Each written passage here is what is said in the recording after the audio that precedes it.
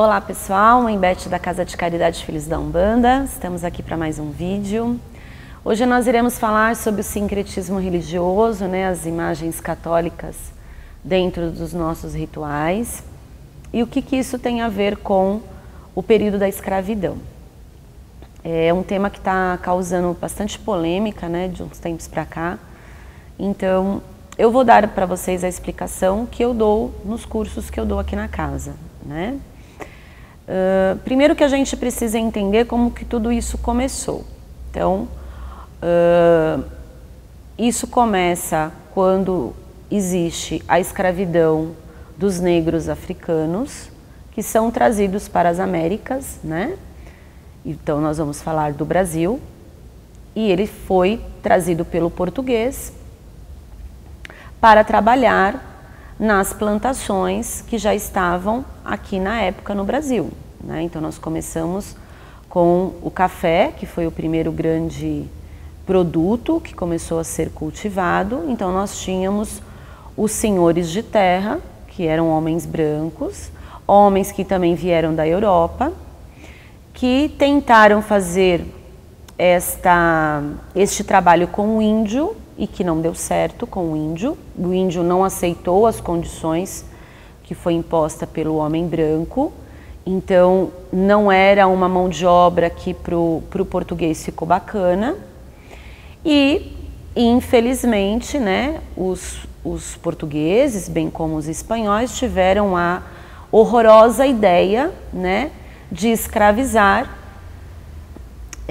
o povo africano. Por quê? Porque era um povo forte, porque era um povo com garra, homens grandes, mulheres fortes, e simplesmente essas pessoas foram tiradas das suas tribos, das suas aldeias, das suas cidades, dos seus povoados, foram presos, escravizados e trazidos para as Américas.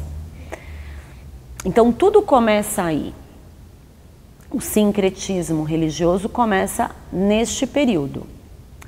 Quando esse negro se via num navio negreiro, num navio de escravos, o que o português muito inteligente fez? Ele misturou várias nações africanas nesse navio, porque é do conhecimento de todos, A África tem vários dialetos, então nem sempre um negro sabe o que o outro negro está falando, então isso foi misturado, isso foi proposital, para que eles demorassem a tentar se unir, para se rebelar, enfim. Muitos nem conseguiam chegar nas Américas, já morriam no caminho, pegavam doenças, enfim, porque eles eram mal alimentados, enfim.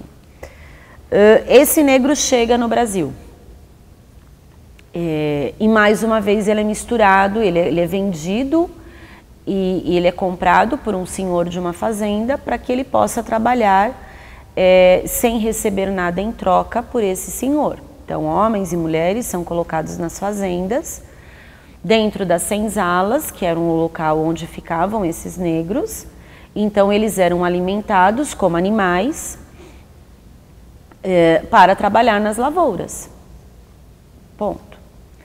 Esse negro traz com ele também a sua cultura, as suas crenças, a sua fé, aquilo que ele acreditava. E o homem branco, para controlar tudo isso, traz o jesuíta, traz o padre. O jesuíta também converteu o índio, teve índios que foram convertidos, e esse jesuíta também quis converter o negro.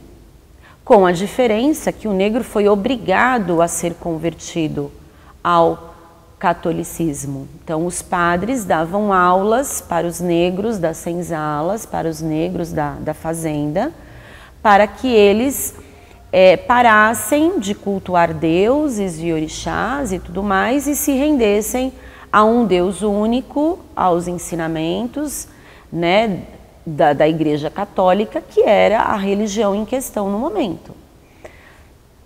Então o negro foi obrigado a estudar o catolicismo.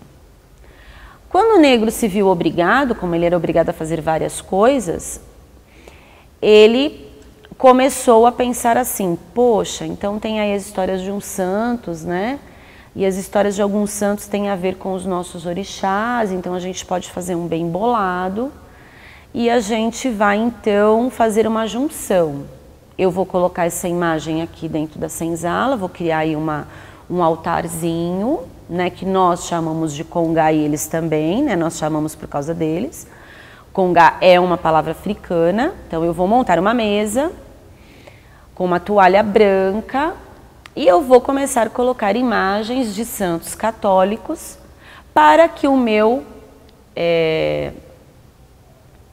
senhor, né, o dono da fazenda, aquele que me escraviza, acha que está tudo bem, que ele está me dominando. Então eu vou colocar, por exemplo, uma imagem de São Jorge, porque eu aprendi lá com o padre que São Jorge foi um santo muito guerreiro, se rebelou contra o exército romano na época, se converteu ao cristianismo, mas era um homem muito bravo, muito guerreiro, muito forte, que defendia tudo e a todos. E esse negro falou assim, poxa, esse São Jorge tem a ver com o nosso Ogum, lá da nossa terra.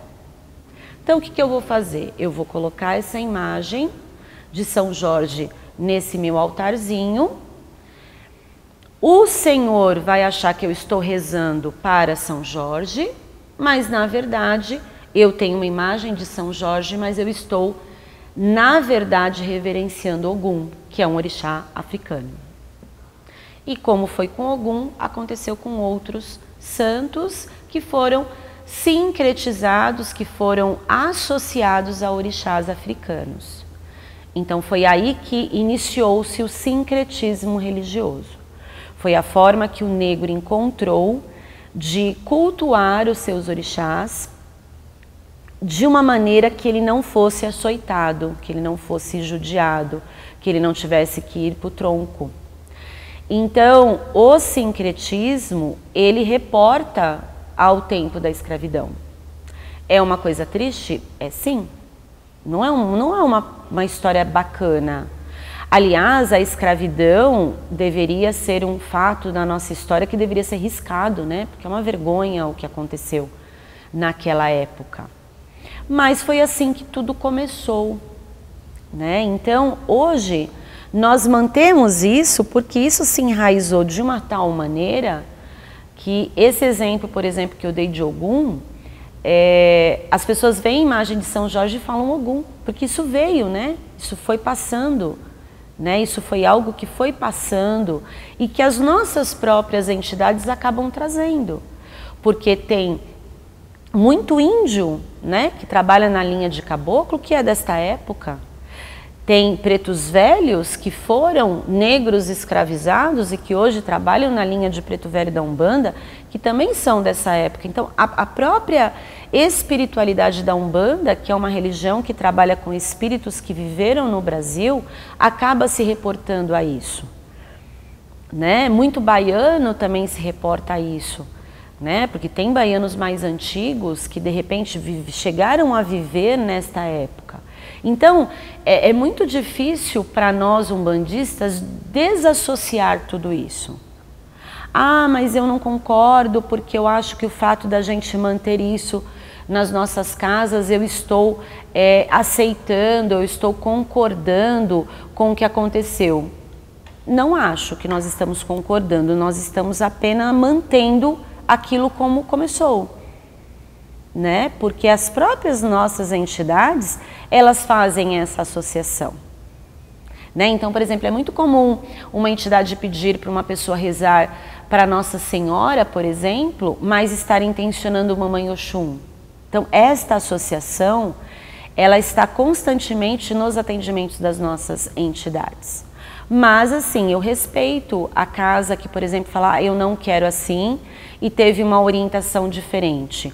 Ah, eu quero no nosso congá só imagens realmente dos orixás africanos, que hoje a gente encontra imagens lindíssimas. Na época que eu comecei na Umbanda não tinha. Então hoje é fácil você falar, vou montar um congá com imagens só africanas. Eu acho lindo.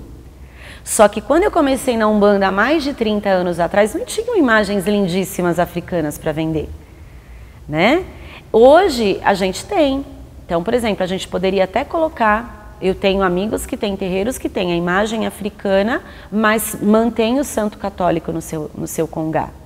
Como tem terreiros como o nosso, que só tem imagens católicas, como tem terreiros que só tem imagens africanas, e também está tudo bem. E eu conheço terreiros, gente, que tem até pouquíssimas imagens, quase nada de imagem, como Zélio começou, e também está tudo bem. Mas nós não podemos negar a história. História é história. A gente não apaga o que foi. Então, isso é história, né? E a nossa religião, ela faz parte desta história. Porque nós trabalhamos com entidades que viveram este momento da história. Então, não tem como a gente desassociar. Pelo menos na minha opinião. Que sou apaixonada pela Umbanda e sou apaixonada por história.